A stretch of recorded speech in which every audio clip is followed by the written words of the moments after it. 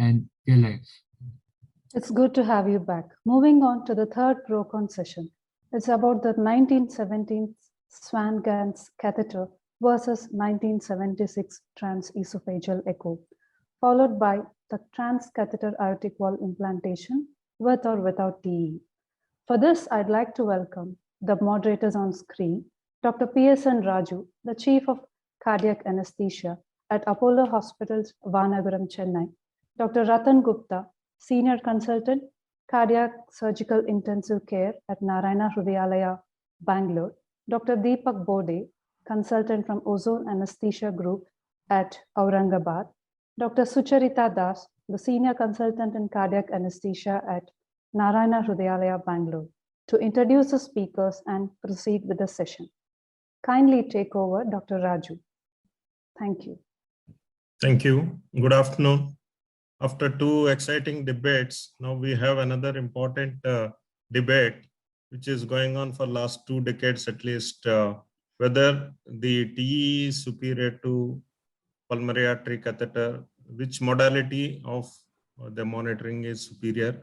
To present this, we have two speakers, eminent speakers, Dr. Sibal Rai Chaudhary and Dr. Minati Chaudhary, for taking through the debate. First, Dr. Minati Chaudhary is a professor of anesthesia at All India Institute, New Delhi, and Dr. Sibal Rai Chaudhary is from Rabindranath Tagore Institute at Kolkata. I welcome both of them to take over. First will be Dr. Sibal Rai Chaudhary, who will be speaking on TE is superior to PAC. Dr. Sibal? Yes.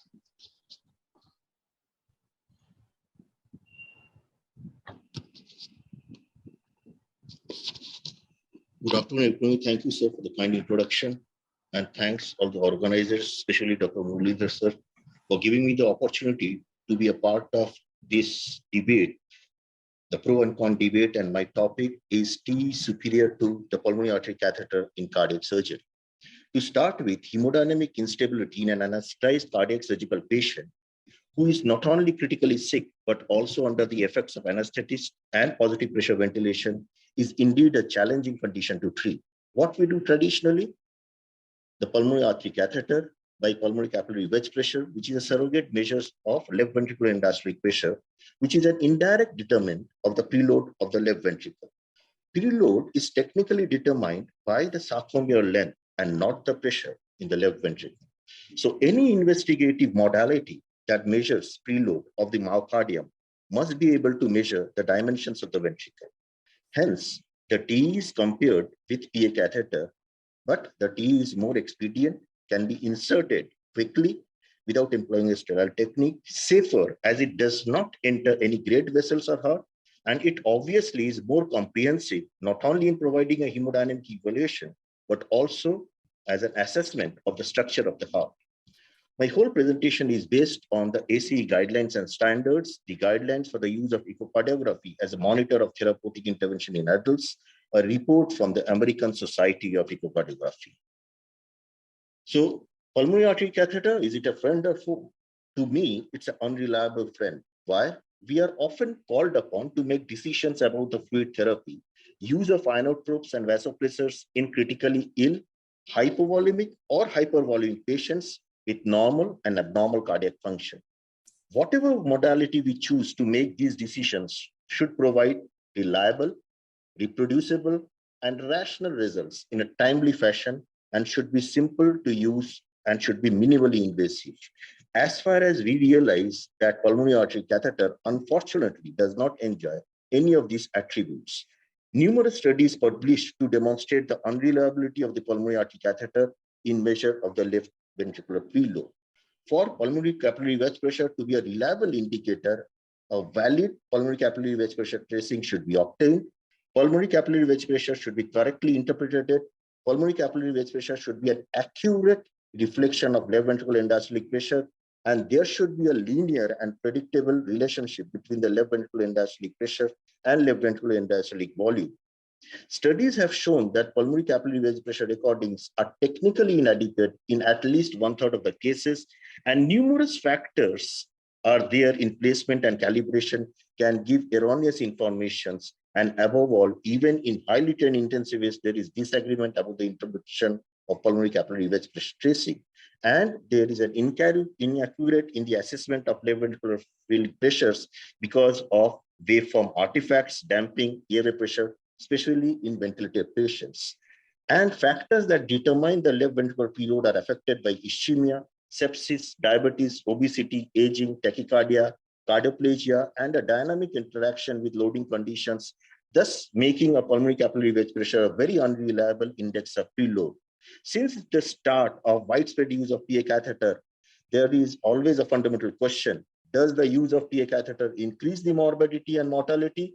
The answer of this is unfortunately not clear, but owners et al. Have suggested that PA catheters may be suggestive of an aggressive style of therapy, which may be associated with higher mortality, and the therapy selected on the basis of inaccurate and incorrect information.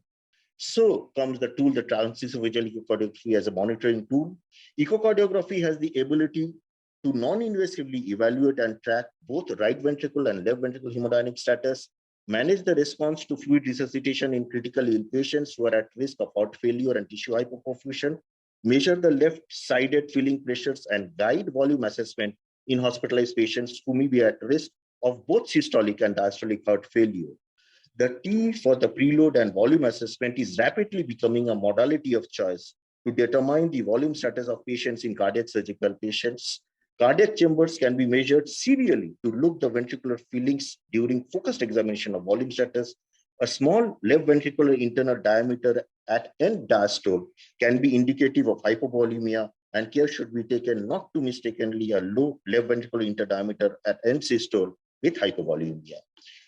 The specific echocardiographic monitoring parameters which are needed for cardiac surgeries and post-cardiac critical care units is the transmitral E by E prime for assessment of left atrial pressure, the IVC size and collapsibility for assessment of right atrial pressure, the LV and RV chamber size, areas and volumes, LVOT stroke distance, pulmonary artery systolic pressure, and TAPC for right ventricular assessment. For ventricular function assessment, T provides a very rapid assessment of left ventricular systolic function and provide high quality images in multiple planes. Transgastric short axis view of left ventricle is easily obtained by transesophageal echocardiography and provides assessment of ventricular wall supplied by all coronary arteries. Visual estimations of ventricular systolic function is as more accurate than offline echocardiographic measurements. Ischemic monitoring, the response of a myocardium to ischemia is manifested as diastolic dysfunction initially, followed by regional wall motion abnormalities, and then the ECG changes followed by clinical symptoms. Transgastric short axis view at the mid-papillary level has been shown to be most reliable in diagnosing ischemia-related regional wall motion abnormality, but visualizing the left ventricle in multiple plane increases the detection of regional wall motion abnormality changes. It has been shown that regional wall motion abnormality can be detected on echocardiography within a few seconds of coronary occlusion. The methods of the critical monitoring parameters when we compare echocardiography and pulmonary artery catheters, I do agree. The filling pressures advantage is still the PA catheter. The cardiac output measurements both holds the equal advantage. But as far as the anatomical assessment of valve assessment, echocardiography holds as edge. Systolic function and diastolic function assessment, echocardiography holds the advantage. Risk echocardiography is much more non-invasive than pulmonary artery catheter. Who holds the assessment? Advantage is echocardiography. Speed of the assessment, I do agree the PA catheter holds advantage. In 2017, the International Journal of Critical Illness and Injury Science, there was an article comparison of pulmonary artery catheter, echocardiography, and arterial waveform analysis in predicting the hemodynamic state during and after cardiac surgeries. All hemodynamic monitoring devices have inherent sources of errors. We suggest hemodynamic measurements such as pulmonary artery catheter may act as triggers for global hemodynamic assessment, but include consideration of echocardiography.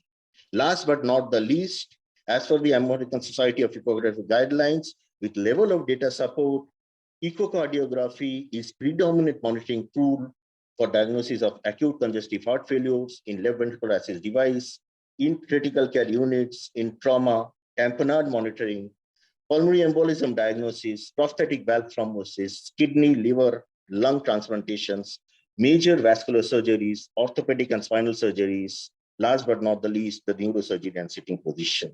The rest is there. These are the reference. I still feel echocardiography holds an advantage over the pulmonary artery catheter as far as the diagnosis is concerned.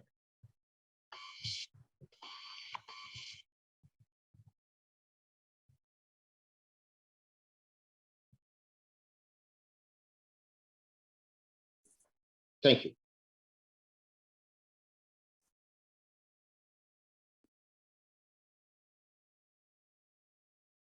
Good afternoon to everyone, and I am very much thankful to the Murli sir and the entire organizing committee to giving me this opportunity to speak on this diet. And after Dr. Saiwal spoke so many for the TE, but still then I can say TE cannot replace PAC in cardiac surgery.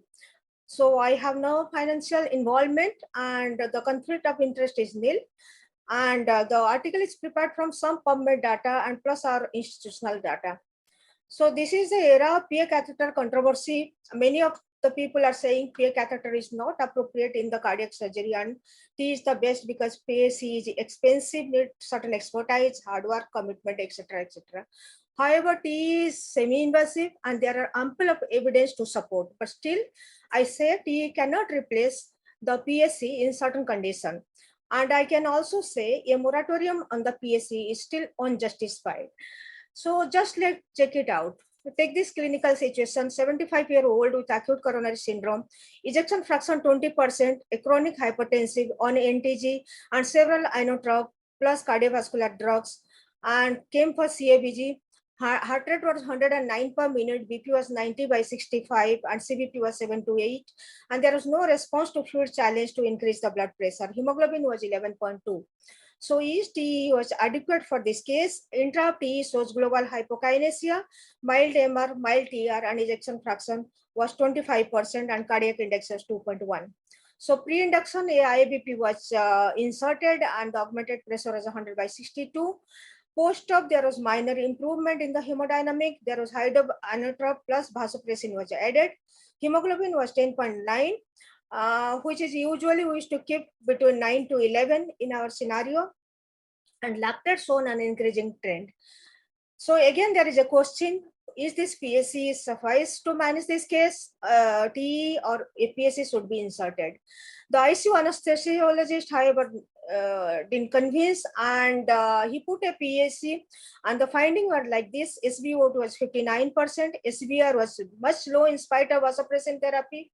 However, the PVR, PAP and PCWP was near normal range and the DO2 was also low 700 ml per minute.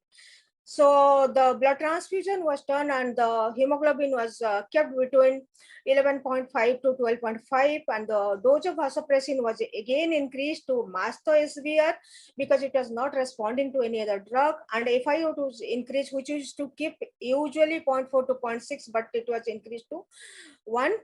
There was gradually improvement over the post-operative day 3 and there was normalization of the lactate. In the day 4, the IABP was discontinued and by day 10, the patient was discharged. So the clinical situation 2, let's take a case of CTE-PH posted for pulmonary endarterectomy. So none of us can disagree with that, even if TE give most of the findings in the intraoperative period, but it is not feasible to continue with the TE monitoring in the post-op period. And these are the group of patients which need continuous monitoring of the pulmonary artery pressure, PCWP and the PVR to guide the therapy and subsequent prognosis of the patient. So in this case also PAC is mandatory. And again, the cases with impaired RV function, this impaired, there are some volumetric PSC are available to determine the RV ejection fraction and RV end diastolic pressure. And when it is RV, again, both the TE and PSC have certain role. But in PSC, one can distinguish between the RV failure, whether it is due to pH or without pH, because the management protocol is different in both the cases. So this is a list, one of the case we did in our center with Dr. Suresh Rao sir was there with us during that day. And this patient post-COVID came for LVAD placement, and in immediate post-op period, everything was going fine and normal hemodynamic. But however, during skin closure, the patient was unable to sustain the cardiac output. On TE, there was RV dysfunction, TR was there. There was no response to increased use of conventional pharmacological management. And within the period of 20 to 30 minutes, the PA pressure shows a gradual increasing trend from the baseline, and the PVR also saw an increasing trend from the immediate post-op period. The diastolic pressure gradient was more than 12. So because the patient was non-respondent, the decision was made for a RVAD, and this patient was started with sildenafil, bosentan, and enol nitric oxide in the post-operative period. And this case was improved over time, and subsequently the RVAD was removed. And now coming to another clinical scenario, that is the case of acute ventricular septal rupture. Post-MI, mostly it is closure in the patient get closed in the either surgically or in the cardiac catheterization lab. But however, these are the cases where the septum is very friable and there is rate of VST reopening is considerable. TE at times misses if there is a small VST, but however, PSC derived SvO2 is a rapid marker to determine the RA2 shunt, and one can take the subsequent step. So what about the cases, the patient with post-CPB LV diastolic dysfunction? T is definitely best, nobody can deny that, but there is continuous real-time monitoring of the PCWP can give rise to time course of diastolic dysfunction and the therapeutic strategy continuously. Another subset of patients, they are the HOCM cases. They have the low left ventricular end-diastolic area and the high PCWP. High PCWP, again, this is not measurable by echocardiography. And these are the patients who are very sensitive to volume therapy. And to guide volume therapy and to avoid pulmonary congestion, PCWP monitoring is a must by PSC, so one has to go for it. So PSC has advantage over the TE because this is the best for real-time measurement of the pressure flow resistance. And this is particularly important if the certain kind of cases. And TE only, if you consider the pressure, only right ventricular systolic pressure is reliable. That is again in the presence of TR. And also LAP is measurable, but for that you have to have a MR present in this case. TE is non-invasive. Swan-Ganz catheter, as said by a few of the authors. So still PSC is the reference point of pressure measurement and measurement of the resistance. Cardiac output, again by TE, need expertise, and trend monitoring is important, but in PSC you can get a cardiac output monitoring in the real-time basis. Next, if RV function study, volumetric PSC can give the RV function, and both PSC and TE are not much reliable because of the peculiar shape of the RV. Coming to the fluid responsiveness, again TE is more reliable, but however, peak pulmonary artery pressure variation and PCWP is useful in some critical cases, especially in the post-surgical cardiac cases in the ICU.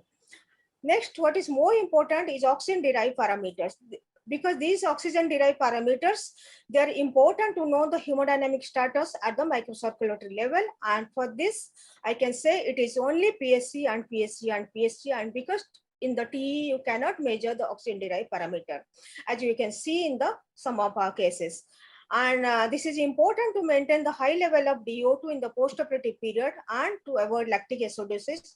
Take some measure for that to decrease the incidence of the mortality and morbidity in the post-surgical period, especially in the high-risk category patient. So PSC can guide to identify again the pre-capillary and post-capillary pulmonary hypertension. This is important in the therapeutic decision-making because in the pre-capillary, you need to give some pulmonary vasodilator which post-capillary you do not. Patient PSC, again in some patients, if they have sinus node dysfunction, bradyarrhythmia, AV block, and bundle branch block going redo surgery, patient PSC is important in these cases. And there is a latest article regarding the PSC in isolated TR. These are the patients basically suffering from the pulmonary hypertension who undergo tricuspid valve replacement or the repair for isolated TR. For this, PSC is again important to risk stratification and to differentiate between the precapillary and postcapillary pulmonary hypertension for the therapeutic decision making. So if you can see the chart, and most of the important parameters like SpO2, CVP, RAP, left atrial pressure, cardiac output, and the resistant indices are mostly derived from PST, and it is feasible and it is much more reliable when you can see in the TE. And secondly, however, the left ventricular parameters you can see in the TE, but they are not as high as reliable if you compare as such. So to conclude, PSC and TE are definitely not competitor, but some of the high risk patients, they get benefit from the use of both, especially the post of severe ventricular dysfunction, and to distinguish between precapillary, postcapillary pulmonary hypertension, to know if there is any microcirculatory disturbances are contributing to hemodynamic disparity, and especially in the ventricular assist devices cases and patients who are undergoing pulmonary endarterectomy. So my personal feeling is more I use the TE, the more I feel to use the PSC, especially in these high risk cases. Thank you so much. Dr. Ratan Gupta, please take over. Yeah. Dr. Saibal, you would like to rebut what Dr. Minati just told? I will again say the same thing, what Dr. Minati told. Absolutely, TE and PSC are not competitors. To me, TE is far superior to pulmonary artery catheter. The more I use TE, the more less I feel I will be using the pulmonary artery catheter. Why? First, it is much more less invasive. Second, it is much more informative as far as the accuracy of diagnosis of systolic function, accuracy of diagnosis of diastolic function, accuracy of giving more information relating the anatomical structures of heart, like valvular assessments, diameters, and areas assessment of left ventricle and right ventricle. The only disadvantage of TE is not continuous, but in intraoperative, now in all cardiac surgical units, there is dedicated echocardiography machines, and there is dedicated echocardiography machines where we can use transthoracic echography in post-operative critical cares, post-operative cardiac surgical unit. To my mind, TE is superior to PSC in most of the points, only it is not a continuous assessment. That's Yeah, very well said. Dr. Minati, you would like to add anything to that? I definitely agree. TE has a major contribution when cardiac surgery is concerned. But as I said, there are certain parameters and certain group of patients, yes, PSC is required. You cannot deny PSC in this kind of condition which I spoke on. Yeah, I think that was very well debated and very comprehensive talk by both the speakers. I think we'll go to next topic in case there's no further questions. Can I make a couple of Sure. comments, Dr. Borde here? Yeah, please. I will like to just differ from Dr. Saibal Roy Chaudhary in that TE is non-invasive. It is not non-invasive. We all, those who are very frequently using it, we definitely encounter some or other injuries caused by transesophageal echo probe placement. And the injury can be actually fatal in some of the cases. There are various case reports which have already been there, which have very clearly said that you have to be very, very careful. In fact, a very recent, I think 4 years back, in UK, ACTA had done a nationwide prospective study. And they have said that in contrast to previous retrospective studies, the incidence of injury caused by transesophageal echo is very high. And after this big survey or big study, there are many centers in UK which are probably getting an extra consent for transesophageal echo probe placement, and the use of it in probably low risk cases has reduced. So that was very valid point. It's not totally innocuous. At the same time, what we do at Narayana is we do have a lot of sick patients. We place the PA sheath in all our sick patients.